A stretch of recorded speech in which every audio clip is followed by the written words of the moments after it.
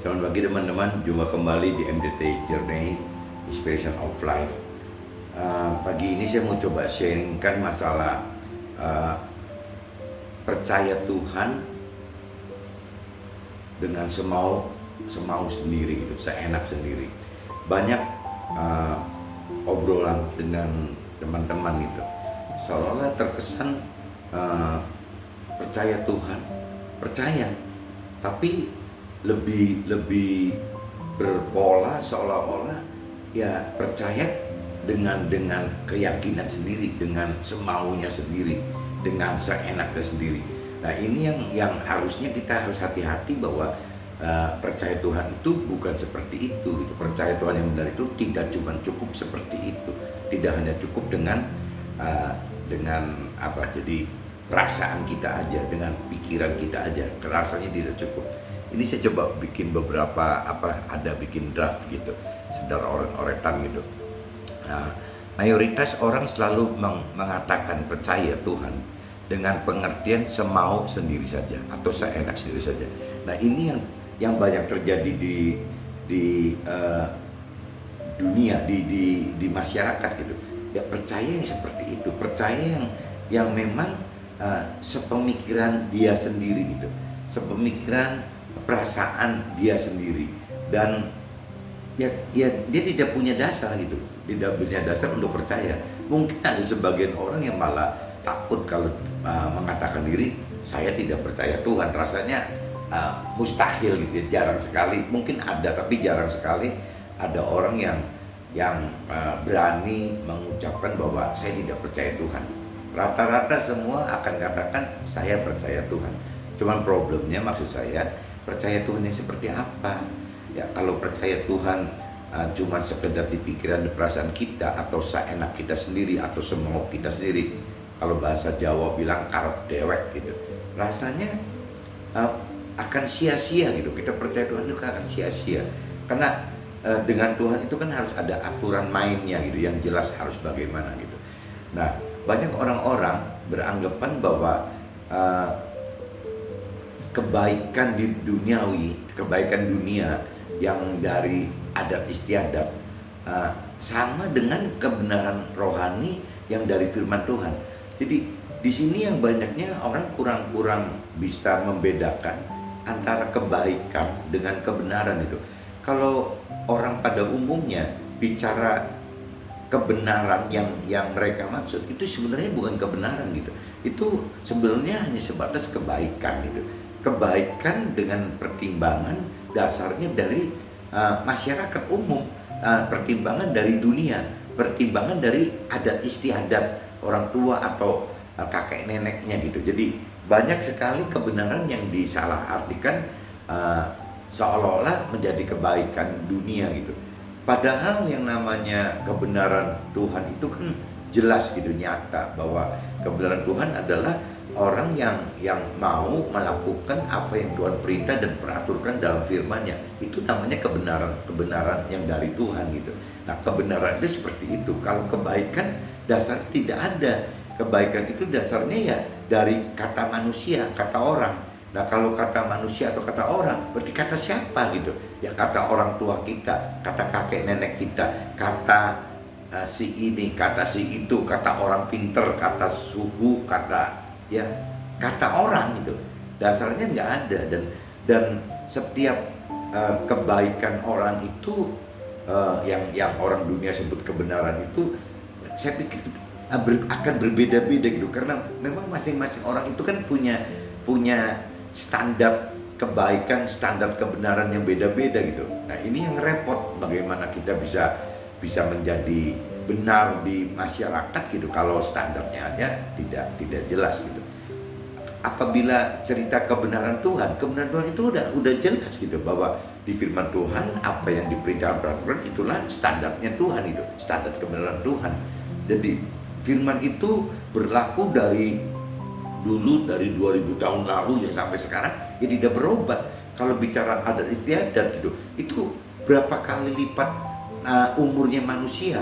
Kalau umur manusia itu dianggaplah terpanjang itu secara firman 80 tahun, Berarti tinggal bagi aja gitu, 2000 tahun dibagi 80 tahun. Mungkin 250 kalinya umur manusia yang namanya firman yang sekarang kita pegang. Firman itu saat ini mudah sekali gitu. Ya kita ke toko buku, kita setting aplikasi di HP kita, itu yang namanya firman Tuhan itu keluar gitu. Mungkin kalau zaman dulu tidak ada.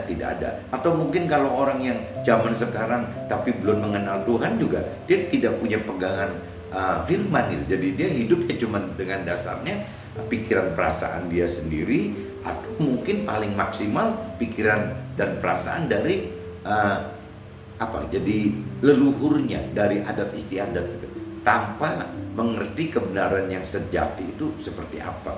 Kalau firman jelas gitu, tidak pernah berubah dari 2000 tahun lalu sampai sekarang, ya tidak pernah berubah, firman ya seperti itu gitu, nggak pernah berubah. Jadi harusnya lebih baik kita pegang firman supaya ada kepastian bersama bahwa yang benar ini seperti ini gitu. Kadang-kadang dalam kebaikan manusia di dunia itu belum tentu menurut versi Tuhan itu benar gitu. Jadi sangat minim pengetahuannya apabila orang tidak menguasai firman itu. Seperti halnya mungkin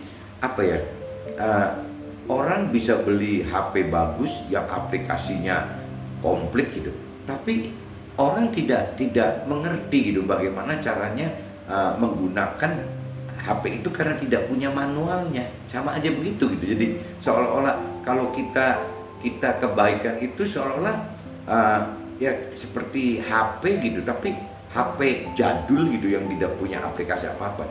Tapi sebaliknya apabila kita bicara firman Tuhan, ya itu jelas, aplikasinya kan jelas. Tinggal masalahnya apakah kita mau pelajari cara penggunaan aplikasi itu.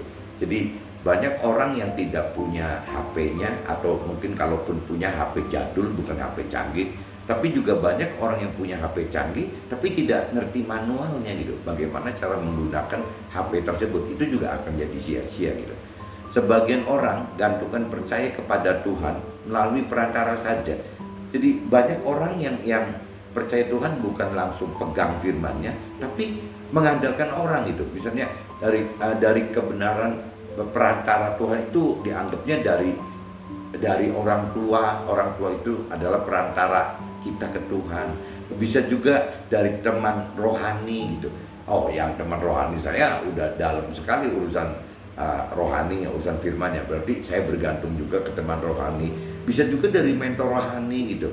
Mentor rohani kita baik yang formal atau tidak formal gitu, ya dianggapnya udahlah, saya sih percaya dia ngomong dah, dia memang seperti kitab suci berjalan kok hafal semua, tanpa kita mengenal dasar firmannya apa gitu. Jadi cuma percaya mentor rohani aja. Bisa juga karena secara rohaniawan gitu, kita jadikan rohaniawan di tempat ibadah kita sebagai perantara kita terhadap Tuhan. Dan ini kan yang bikin bikin kacau gitu. Kalau pola pikir kita jadikan mereka itu sebagai perantara ke Tuhan, otomatis kita tidak mengenal perintah dan peraturan Tuhan di firman secara langsung gitu. Jadi kata orang. Nah kalau kata orang, apa benar orangnya gitu? Kalau orangnya punya niat kurang benar gitu, berarti kita juga bisa nyasar. Kalau seandainya orang itu punya niat benar tapi menjelaskannya salah, kita juga bisa sesat gitu, bisa nyasar. Jadi memang mesti terbaik itu kita kuasain sendiri firman-Nya. Nah kita masuk ke dalam melakukan hidup sesuai perintah peraturan Tuhan itu. Nah kalau seperti itu nanti kita bisa lebih match gitu dengan kebenaran Tuhan. Itu akan lebih berasa, lebih ada power gitu kebenaran Tuhannya gitu. Ada orang yang sudah bertobat dengan rutin, misalnya membaca kitab suci, membaca firman-firman. Kalau seandainya orang seperti ini juga yang sudah rajin membaca firman Tuhan ini, membaca perintah dan peraturan Tuhan di dalam kitab suci itu, tidak meminta pertolongan pengertian dari Tuhan, kacau juga gitu. Jadi dia mengenal firman, tapi dengan pengertian yang salah. Pengertiannya dia sendiri gitu waktu baca, itu juga timbul kesalahan juga gitu. Jadi tidak cuma cukup bagaimana kita mengenal Tuhan dengan membaca firman, tapi juga kita harus minta, kita berdoa ke Tuhan agar Tuhan beri roh pengertian gitu kepada kita untuk dapat mengerti maksud Tuhan di dalam firman itu apa gitu. Jadi sulit sekali, banyak sekali orang yang tidak ada hubungan pribadi dengan Tuhan dekat, atau orang terlalu pede, atau orang tidak tahu jalannya bahwa untuk mengenal firman itu butuh Tuhan, butuh roh pengertian yang bisa menjelaskan sampai kita mengerti maksud Tuhan. Itu tanpa ada roh pengertian yang dari Tuhan, itu rasanya nggak mungkin gitu, itu mustahil. Jadi membaca aja percuma. Jadi nanti akhirnya timbulnya yang ada yang kayak sajak, ada yang kayak aturan hukum gitu. Firman itu kan bukan sajak, bukan aturan hukum gitu. Firman itu adalah perintah peraturan Tuhan yang sangat hidup. Maksudnya sangat hidup karena di dalam satu firman, di dalam satu perintah peraturan itu kadang-kadang di dalam kitab suci itu bisa ada dua perintah peraturan yang berbeda gitu. Nah ini kalau kita tidak hidupkan roh pengertian kita di dalam mengartikan firman tersebut, akhirnya kacau ya, bisa salah mengerti gitu. Bahkan kita mesti tanya ya, firman yang mana apabila memang ada dua firman yang berbeda gitu. Jadi kita harus tanya, Tuhan gerakan yang mana. Nah itu kalau kita yang udah lebih mengenal Tuhan, itu orang rohani sebutnya rema gitu, katanya dorongan hati dari Tuhan atas firman yang kita baca yang mana. Nah itu kalau itu kita digerakkan ya berarti itu rema, itu berarti pesan Tuhan buat kita pribadi itu. Nah rema ini kan pasti berbeda-beda antara satu dengan yang lain, kan nggak sama gitu, tergantung apa yang Tuhan perintahkan bagi kita, itu seperti itu gitu. Nah ada orang yang sudah mengenal dan sudah mengerti firman dengan benar, tapi tidak mampu melakukan firman, perintah dan peraturan firman, oleh karena tidak melibatkan roh Tuhan, sehingga orang tersebut tidak punya kuasa, tidak punya kemampuan untuk bisa melakukan firman itu. Padahal dia udah mengenal gitu, padahal dia udah mengerti, tapi dia tidak mampu melakukan itu gitu. Karena waktu kita mau melakukan firman, itu kan alam roh jahat yang ada di sekitar kita, itu kan menghalangi gitu, menghalangi untuk kita mampu melakukan itu. Jadi kalau kita sudah mengenal, kita sudah mengerti akan firman Tuhan, waktu melakukannya juga kita harus dengan minta roh Tuhan beri kekuatan kita untuk bisa mampu melakukan firman tersebut. Tanpa ada roh Tuhan, banyak kendala akan timbul, banyak sekali kendala gitu, dan tidak mudah. Jadi yang seperti dulu saya pernah ceritakan, untuk kalaupun orang tahu bahwa merokok itu bahaya gitu, bahkan secara duniawi juga orang tahu, sampai di kotak rokoknya ditulis gitu, rokok itu bisa membunuh, intinya bahaya lah gitu, untuk sakit ini sakit itu gitu. Itu kan orang dunia tahu, tapi kan untuk berhenti merokok kan tidak mudah. Nah waktu kita bicara lebih tahu lagi bahwa kita adalah rumah Tuhan, bagi orang percaya bahwa kita ini adalah rumahnya Tuhan, bayangin, berarti ada dua peringatan kan? Peringatan dunia sudah jelas, pemerintah sampai kasih notes di setiap kotak rokok itu, peringatan seperti itu. Sebaliknya di dalam firman juga sudah ada catatan bahwa jangan kotori rumah Tuhan dong yang ada di dalam kita gitu. Nah dua senjata ini kalau tanpa ada kekuatan dari roh Tuhan yang bantu kita gitu untuk melakukan hal seperti menghindari kejelekan itu gitu, ketidakbenaran itu, tidak mampu, kita tidak akan mampu gitu. Padahal kita udah mengenal, padahal kita udah mengerti, dan kita punya benar-benar coba sudah melakukan untuk tidak merokok misalnya gitu, tapi kita nggak kuat. Nah ini yang tadi saya katakan, kita butuh mengenal dulu, kita butuh mengerti dulu, baru kita berusaha untuk melakukan. Kalau kita tidak mengenal, tidak mengerti, kan melakukannya jadi separuh-separuh gitu ya, karena kita nggak mengenal, tidak mengerti apa maksudnya berhenti rokok. Nah tapi kalau kita sudah mengenal dan mengerti bahwa rokok itu bahaya, baik secara dunia maupun secara rohani, dan kita punya keinginan untuk berhenti merokok, nah itu yang kita butuh roh Tuhan untuk bisa dampingi kita gitu. Jadi saya pikir pertobatan yang tidak disertai dengan pengenalan dan pengertian dari Tuhan, serta tidak mampu melakukan firman karena tidak libatkan roh Tuhan, sepertinya akan sia-sia gitu. Jadi pertobatan yang benar itu adalah pertobatan yang mengenal dan mengerti akan perintah dan peraturan Tuhan, dan mau serta mampu melakukan perintah dan peraturan Tuhan tersebut. Ya, tanpa ada roh Tuhan di dalam kita untuk melakukan perintah dan peraturan Tuhan itu yang sudah kita kenal dan mengerti itu tidak mudah.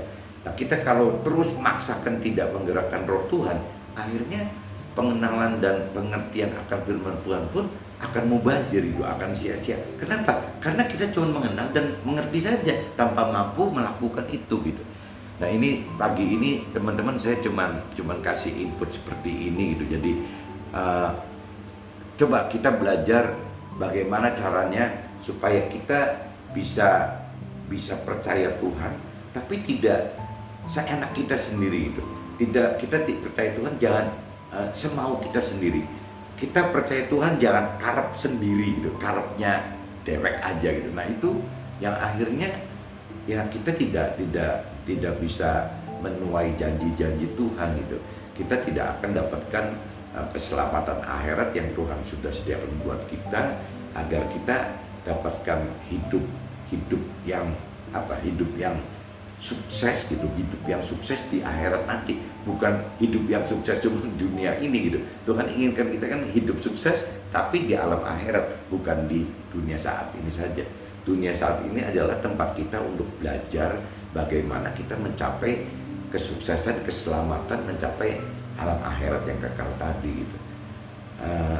Pagi ini mungkin cukup begini dulu teman-teman. Jadi saya sharingkan ini, mudah-mudahan bisa ada manfaat buat teman-teman dan keluarga teman-teman juga, keluarga saya juga gitu. Dan apabila memang sharing semacam ini lebih mudah gitu, lebih mudah dicerna, lebih mudah dimengerti, lebih mudah ditangkap, karena saya sharingkan bukan dalam bentuk formal, saya sharingkan dalam bentuk informal gitu, sehingga seperti saya bukan yang dari dunia rohani gitu, saya yang sebagai bukan rohaniawan, saya sebagai pengusaha gitu. Akhirnya mudah-mudahan bahasa saya ini jadi lebih mudah gitu, lebih mudah dicerna oleh teman-teman atau keluarga yang lain gitu. Dan kalau memang ini berguna, coba teman-teman sharingkan kembali ke teman-teman yang lain dan keluarga yang lain, sehingga nanti satu saat kita akan melakukan hidup dengan cara yang benar seperti yang Tuhan inginkan gitu, dan rancangkan, inginkan gitu, sehingga kita bisa menyenangkan hati Tuhan. Dan ujung-ujungnya apabila kita mengenal kebenaran dan kita bisa menyaksikan hidup kita bersama Tuhan kepada yang lain-lain dan keluarga atau teman-teman lain gitu, yaitu sama aja memuliakan dan membesarkan nama Tuhan gitu. Mungkin begini dulu teman-teman. Selamat pagi, sampai ketemu lagi di sharing yang akan datang. Oke, bye bye, see you.